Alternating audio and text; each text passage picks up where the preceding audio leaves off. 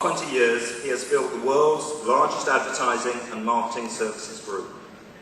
And that group now employs 140,000 people in over 100 countries and comprises 150 companies, with many famous brands such as JWT, Wpp, Gray, Group M, Y&R, Millward Brown, and so on. He's a visionary who developed the multifaceted group communications concept.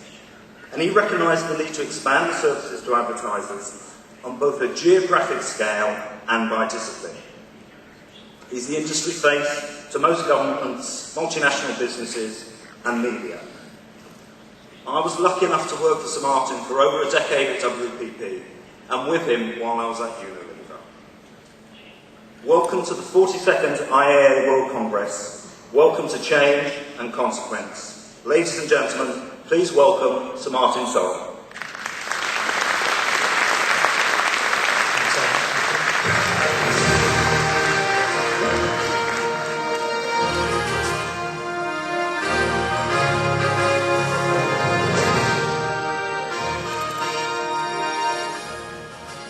Thank you, Alan.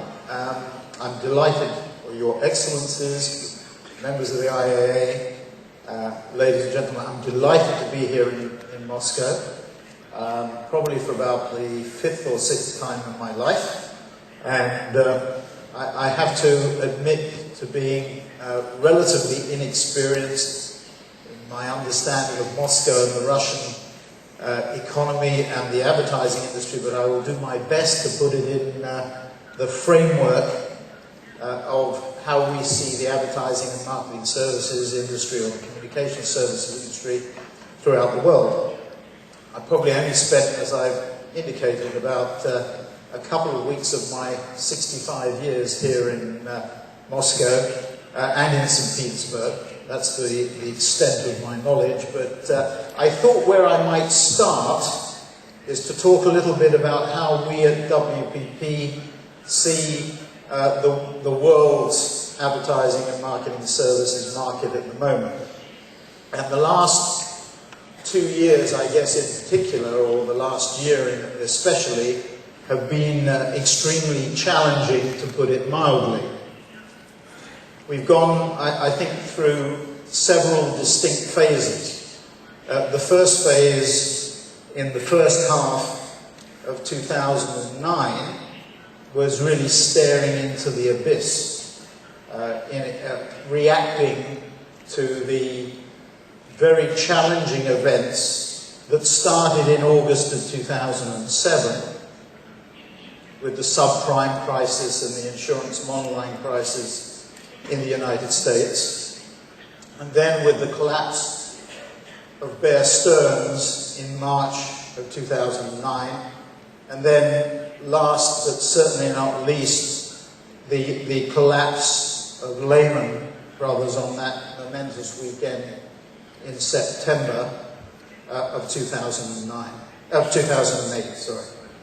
So that was the background to that staring in the abyss in the first half of 2009. I think we then moved into a phase in the second half of 2009 of what we called the least or less worse phase.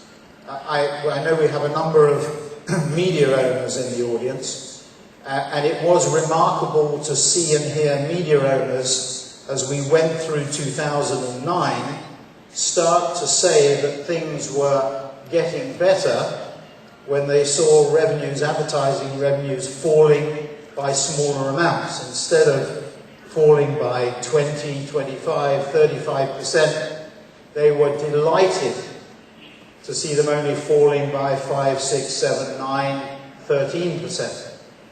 Which, when you think about it, meant that instead of going out of business within 3 years, you might go out of business within 5 or 6 years. So that second phase of less worse, and then we moved into a period of stabilization towards the end of 2009 and into 2010. Certainly we saw stabilization in the first quarter of 2010, and a little bit of growth, a smidgen of growth, in March of 2010. When I say growth, and when I talk about those statistics, I'm talking about like-for-like growth, across the globe, throughout the 106, 107 countries that we operate in. And in April, I think we saw another step change. I haven't seen the detailed numbers for April, but the overall numbers seem to indicate a ratchet up from what we saw in the first quarter of 2010. So those four distinct phases, from abyss to least worst to stabilization, and now we're moving into a growth phase. Having said that, I think it's fair to say that things are very different depending on which part of the world you're talking about. Our revenues are about $14 billion. Our billings, and advertising agencies always like to talk about billings because it makes them look bigger than they actually are. Our billings are about 65 billion. We account for about, according to RECMA, the French-based research company, we account for about 1 in 3, 1 in 4 ads of all sorts, new media and old media, that are placed around the world. And when we look at that, we see a significant improvement, but only in certain parts of the world. And I think the thing that we have to get used to, and I think this will increasingly be the case, is the world moving at different speeds. Here in Russia, for example, where we have a $200 million revenue business and about 2,000 people, basically in Moscow and St. Petersburg, we saw a fairly stable 2009. Actually, we were surprised with the stability of the business. And we've seen growth here in the first quarter of around 5% in the market here in Russia. And the markets, certainly the media markets, have gone from being short markets, what I would call short markets, to long markets. And media pricing has recovered, as we've seen, in a number of markets, not all markets, in some even in Western Europe. But the BRICS, of which Russia is one, and I have to underline here that I don't, whilst I subscribe quite violently to the sense and good sense of Jim O'Neill's work at Goldman Sachs with his team on BRICS and the next 11, I don't subscribe to those people who would modify that phrase to BICS to exclude Russia, or BICS to include Indonesia. I'm very firmly of the view that it is BRICS. I might even throw Indonesia in there as well, into those top economies with 240 million people and 150 million Muslims. But I certainly would place Russia front and center in that part of the world, or those parts of the world that are growing faster now and will continue to grow faster. And of course the Russian phenomenon, the Russian change, is driven by the oil price. And I think most of the oil clients that we work with are signaling that oil prices will continue to rise from current levels.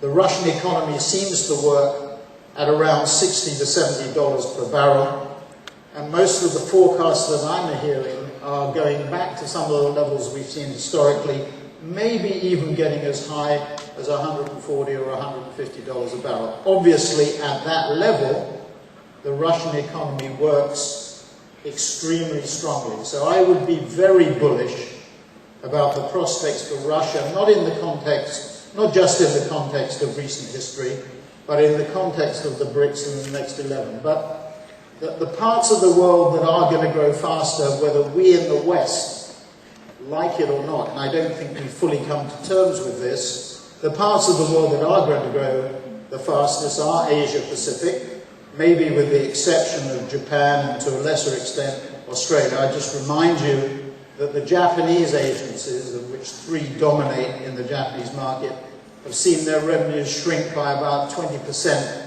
in the last 2 years. So clearly Asia, dominated by China and India, and Russia, of course, in a sense, is part of Asia as well. So Russia are clearly important.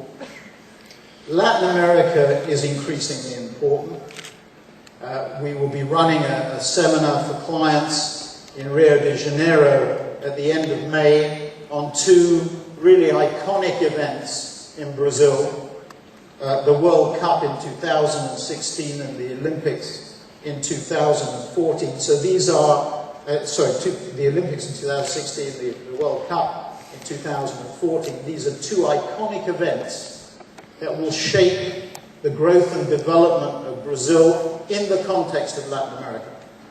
And there are some parallels with Russia in the context of the other CIS countries in Central Eastern Europe. In our own case, we have about $1 billion of revenue out of the 14 billion in Latin America, and Brazil is around 500 million. Russia is about 200 million in the context of 500 million in Central Eastern Europe. So Russia against Brazil, Central and Eastern Europe against Latin America. There are some parallels there. I believe that this decade will be the decade of Brazil and Latin America, as well as the countries that I've already mentioned. Not to forget also Africa and the Middle East. Middle East challenged to some extent by the events in Dubai, but generally Saudi Arabia and other parts of the Middle East are quite strong and getting stronger. And of course we're on the cusp of another iconic event, the World Cup in 2010 in South Africa, which I think will be one of the events that has changed already and certainly will continue to reinforce the change in the psyche that we have towards Africa. Not a continent of challenge, but a continent of opportunity. So that shift geographically is extremely fundamental to us. Now, if I look at WPP strategies, we have three basic things that we're focused on, and it's very much in the context of the conference here, this 42nd conference here of the IAA here in Moscow about change and consequences. And there are three things. Currently, about 27% of our business is in those BRICS and Next 11 markets. We want it to be a third. We will achieve that, I think, within the next 3 or 4 years. And I'm not talking about by acquisition, I'm talking about principally by organic growth. So that's new markets. The second is new media, the growth of the digital phenomena, not just PC-driven, not just mobile-driven, not just video content-driven, but social networking-driven as well. Here in Russia, there are 200 million subscribers on mobile. I was talking to one of our clients here who was saying that there are something like, I think, 12 million SIM cards that are sold every month, comparing very favorably to the sort of growth in mobile that we've seen in India with 425 million subscribers, growing at 12 million a month. In China, 700 million, growing at about 8 million a month. And remember that China Mobile, which is the world's most valuable brand outside the United States, has over 500 million, about 550 million subscribers on its own. So in one network in China, we have a population, a mobile population, almost twice as big as the United States. Again, I don't think we in the West fully appreciate the scale of what is happening. So the second objective is new media. Again, new media is about 27% of our business.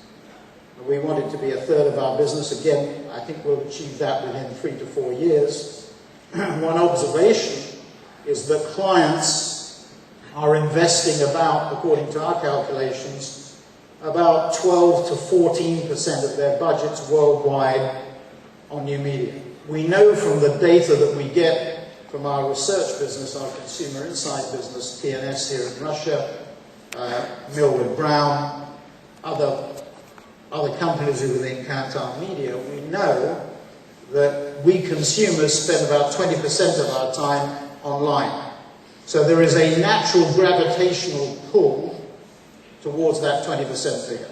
That, I think, is almost unstoppable or irreversible. By the time we get to the 20%, by the time we get to clients spending 20% of their budgets online and in new media, I think the goalpost will have moved again. I think we'll be spending maybe 25, maybe a third of our time. I've seen some data from Mary Meeker at Morgan Stanley in an RFP that one of our clients sent to us in the United States. I've seen figures already in the United States of 26, 27%, maybe even as much as a third. So there's an inexorable shift. And of course there's an argument that you shouldn't separate digital from non-digital or traditional, that it's all becoming so mixed up with one another that you can't make the distinction. So the second issue is new media.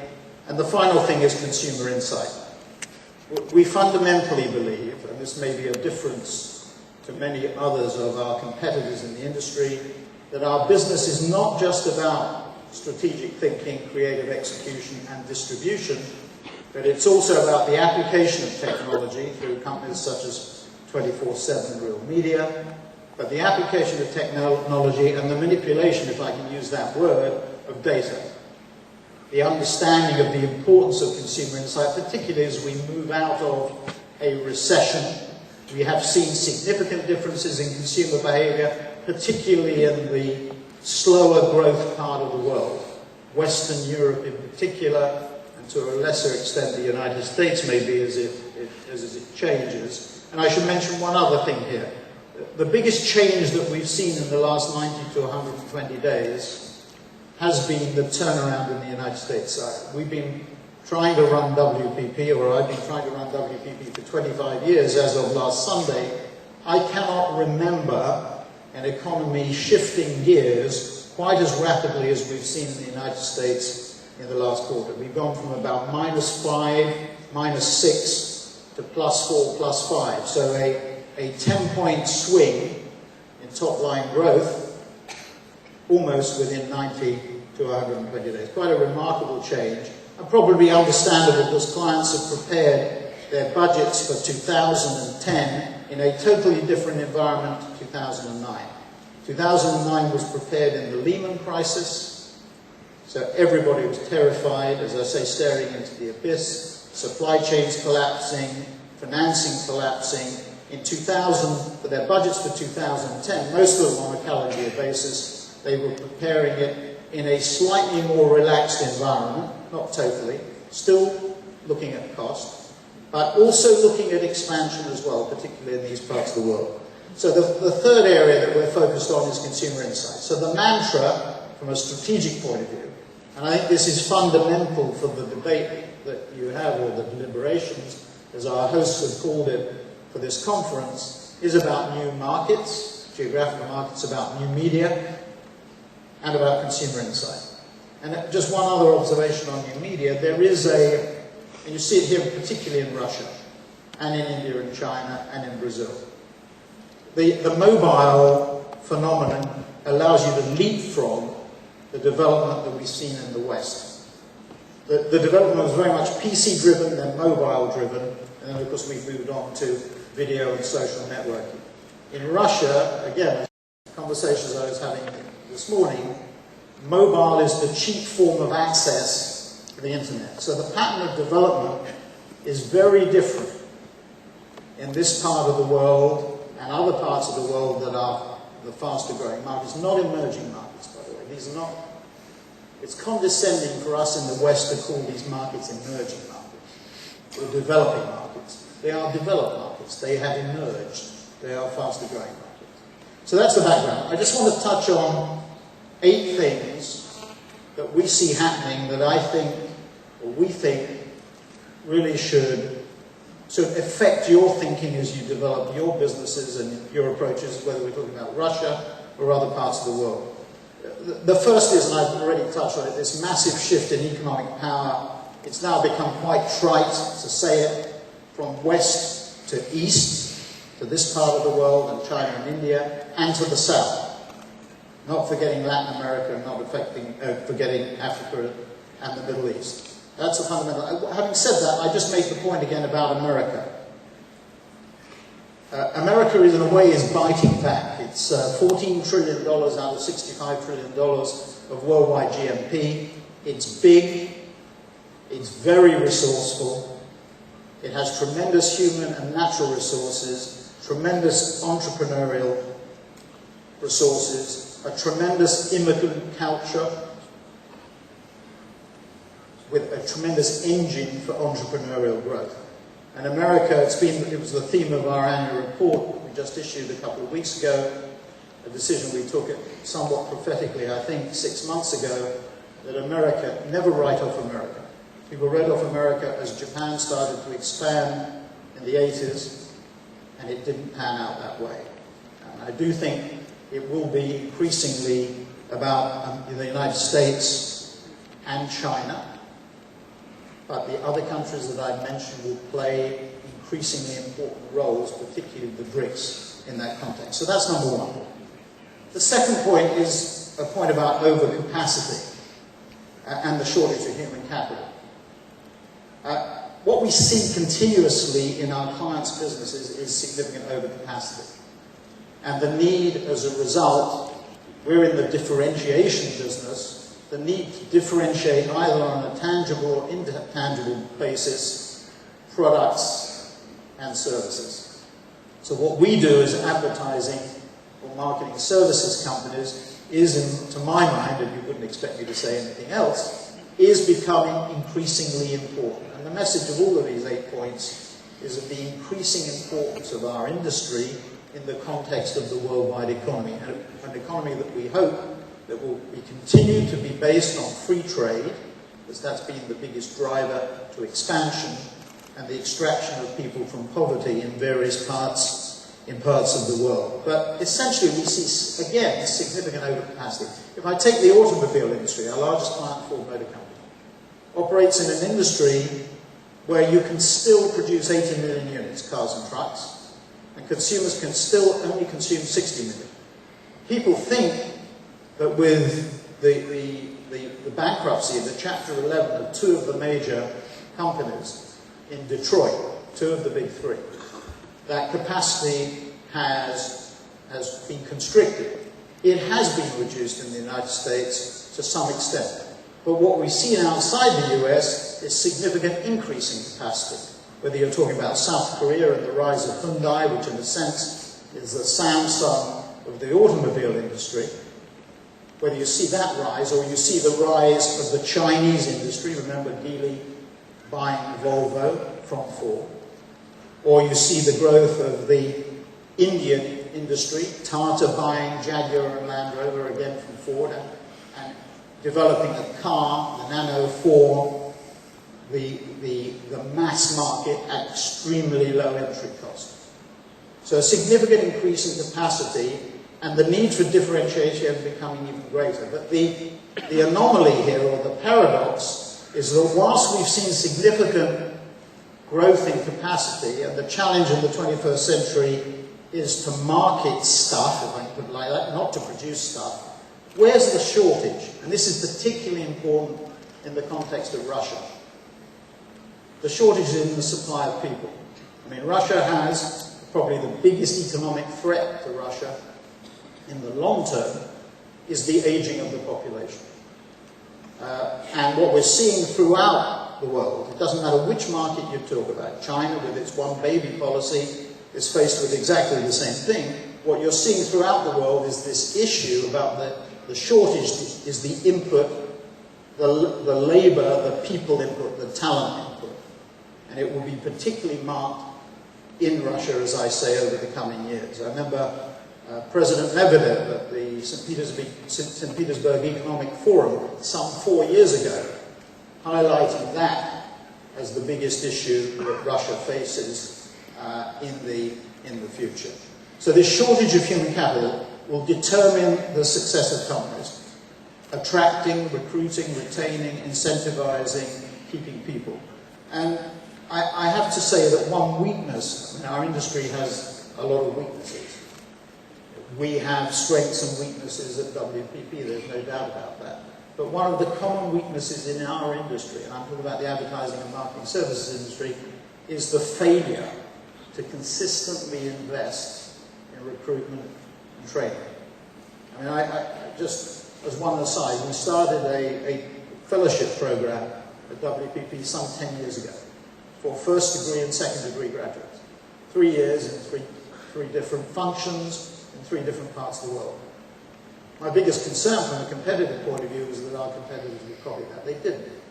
And if you examine the reasons why that didn't happen, it tells you a little bit about our industry, and I think one of the things that has to change. And that is that when we expand, the way that we expand in terms of trying to attract people is by stealing them, by what we would say in English, nicking them, taking them. That's not the way that an industry flourishes and develops. If you look at the great professional services businesses, and I would say Goldman Sachs, despite their current challenges, are one, and McKinsey probably is the other, not only have they grown organically rather than by acquisition, and they're more successful growing organically than by acquisition, but they've always consistently recruited, retained, developed, trained the best people. Not for them in the midst of a recession to stop recruiting at the top universities or business schools or whatever. They keep on going consistently over periods of time. It's a lesson that I think we have to understand. We still don't get that. So that overcapacity and shortage of human capital is the second area. The third area, and I've touched on it already, is the web. The simple fact is that people with legacy businesses, ourselves included, are continually challenged by internet-based companies that disintermediate you with lower-cost business models. And the last point, looping back to the talent issue, they are more attractive destinations, particularly for young people, qualified people. The age of apprenticeship inside large companies is largely gone. And small companies, smaller companies, medium-sized companies, technology-based companies are seen as being more entrepreneurial, more flexible, less bureaucratic, more responsive to change. So it loops back to the talent point and the shortage of human capital. Obviously, in the context of the web, you are seeing new media owners emerge which are significantly different to old media owners. At Cannes a couple of years ago, we had a panel of Microsoft and Google and Yahoo and AOL. And the first question we asked was, what are you? Are you a technology company or what? And they all said technology companies. But many of these companies, Google and Microsoft in particular, I would say, are media owners. In fact, Google has become, for example, in the UK, the biggest media owner, bigger than ITV. And so there is a changing map that we have to operate in terms of media ownership. And of course, because they don't have the legacy, because they don't fell trees and have to distribute newsprint, they have a spectacular advantage in adapting to this new environment. The fourth point is about retailing, and to some extent this is true in Russia as well. What we've witnessed in the last 5 to 10 years is a massive growth in the power of retailing. If I look at the two probably biggest components, Walmart and Tesco, both those companies have retail market shares in their own domestic markets. In the US, in the case of Walmart, UK in the case of Tesco, their market shares are about 10-12% of retail sales. Their grocery shares are about 30%. Our major packaged goods clients, Procter & Gamble, you're going to hear from shortly from Mark Pritchard, which is our second largest client.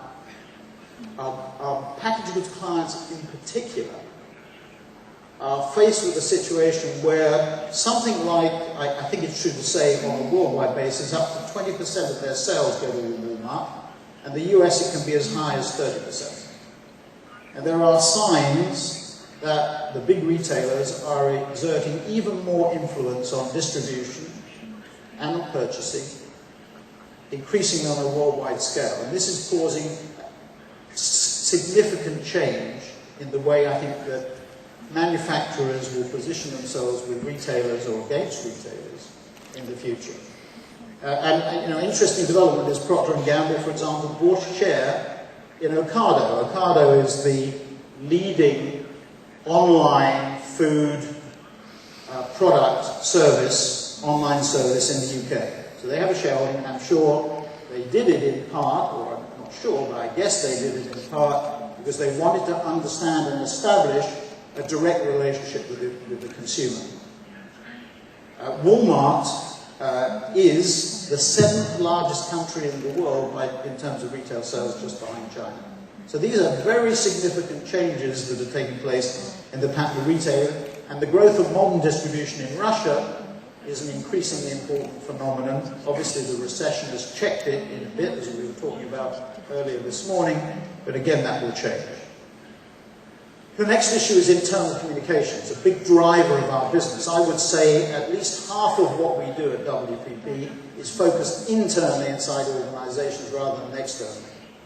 If you get, as David Ogilvy said many, many years ago, 50 or so years ago, if you get the internal audiences on side, they engage with consumers, they engage with suppliers, they engage with analysts, with press, with media, with government, whatever it is, in the right way. And the biggest challenge that we see for the chairmen and CEOs that we deal with, and the people that work for them, is communicating strategic and structural change inside companies. Getting all the constituencies on side. I am sure that nobody in this audience has this problem, but I assure you that outside this audience there are significant silos and geographical differences and functional differences that bedevil the growth and development of companies, client companies, and I'd have to say in the context of WPP, a multi-branded company that's grown by acquisition, that is an issue that is very difficult to deal with. Getting people to play together, as one of our Russian clients reminded us this morning, that is a critical issue. Clients want increased coordination. They often don't set up their structures to do that. They want us to integrate it. We can't integrate it without them, but that's happening. As we have separated our business, for example, from creative, so-called, from media, so-called, there's no good believing that we can put that back together again. Toothpaste is out of the tube. The horse is bolted. You can't turn it back. Media people will not report to creative people in an agency structure, and in my view, quite rightly so. The benefit is we have better functional development and coordination, or certainly develop a deeper understanding of each functional relationship. The challenge is to coordinate them both at the client level and again at the agency level. So internal communication is pretty important. Next point is that the shift that we see to global coordination or even control. It's not politically correct, I think, to talk about control, but certainly I can talk about coordination. The interesting thing is that whilst it's true to say that most companies are moving towards more global coordination, the really interesting thing, I think, is that we're also seeing them focus on local as well. There are big issues, relationships with government, cultural differences, language differences, approaches, regulatory differences, R&D, relationships with universities, education, which means that understanding something locally is critically important. You think of Russia with 9 time zones. You think of China with 32 provinces. You think of India with 27 or 28 states. Brazil, I think it's 18. These are countries that are much more complex that you have to deal with. So it's no good, I think, thinking that you can run a company from London or Paris or Madrid or Frankfurt or Milan or New York or Chicago or Detroit. Local influence is going to become more and more important, and that balance, I think, is critically important. So what we see is some regional compression, driven in part by growth in technology and development of technology, but also by this understanding that you might want to coordinate, you may want the efficiencies and effectiveness of scale, but at the same time, you have got to have a local understanding as well. 2 final points. The first is CSR. You're going to hear later, I think, about Copenhagen, a campaign developed by Ogilvy in the context of the Copenhagen Climate Change Conference.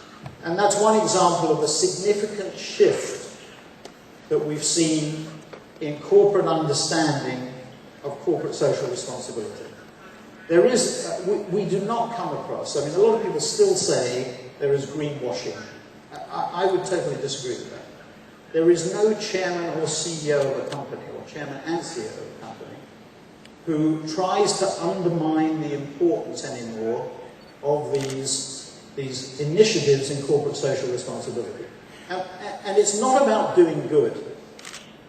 It's not about altruism. The sort of things that we saw Bill Gates do with Warren Buffett. The sort of things that we saw the Murdochs do with carbon neutrality at News Corp and B-Sky-B.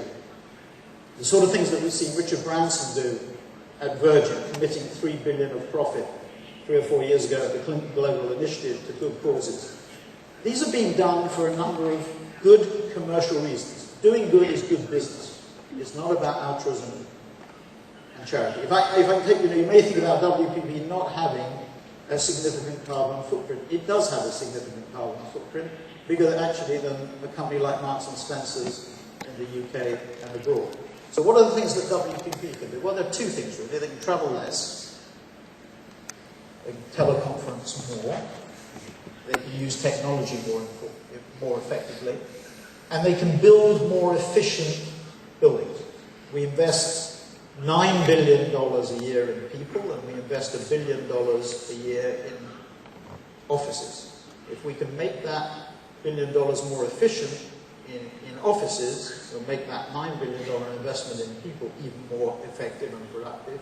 But the essential thing is that by traveling less and using technology better, and by building better buildings, we're lowering our costs. We're also having a very significant impact, or could have a significant impact on the environment and the green economy. So it's about doing good business, not necessarily about charity. And the last point is about government. Whilst it's true that we've seen a very significant shift, I mean, the paradox is, or the irony is, that we in the West have embraced a system that we see to some extent in Russia and that we see to some extent in China, maybe even to a greater extent in China, which one might call state-directed capitalism. We gave up counting at WPP. We had a little calculation we used to do every day during the crisis as to how much government was guaranteeing in terms of fiscal and monetary guarantees in the context, again, of the $65 trillion world economy. We gave up counting at $12 trillion.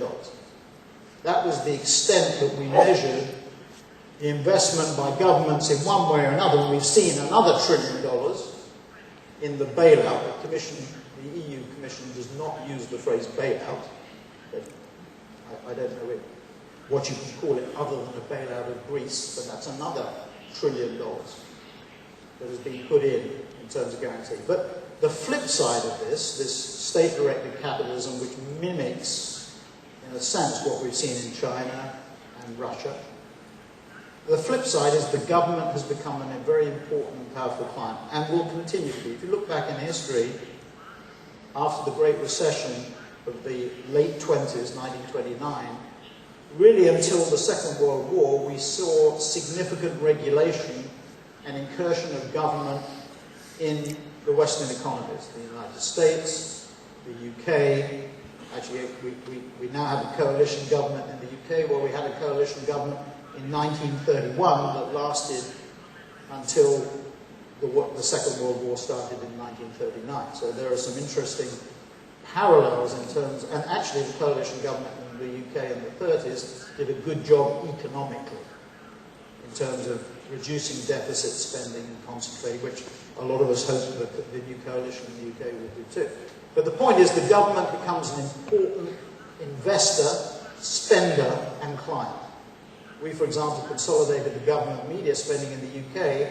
The government in the UK, not surprisingly the year before an election or an election year, was the biggest spender ahead of Procter & Gamble and Unilever in the UK this year. In a normal year, a non-election year, the government will be certainly in the top 3.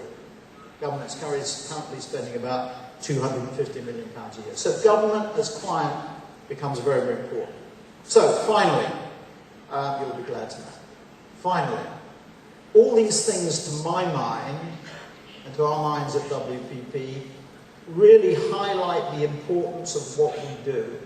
So the shift in the balance of power. Clients with multiple strategies. Growth in BRICS and Next 11, cost containment in Western Europe, maybe a mixture of the two in the United States. Overcapacity and the shortage of human capital.